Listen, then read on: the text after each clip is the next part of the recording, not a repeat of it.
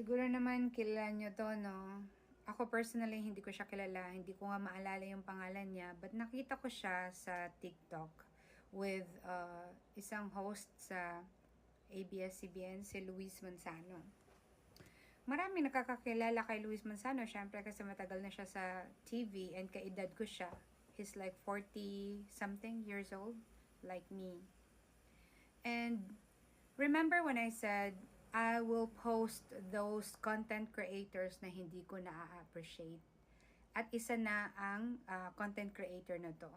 I have nothing against her personally, pero yung napopromote niya indirectly, yun yung against ako. At ano yun? Yung napopromote ka na okay lang maging mataba.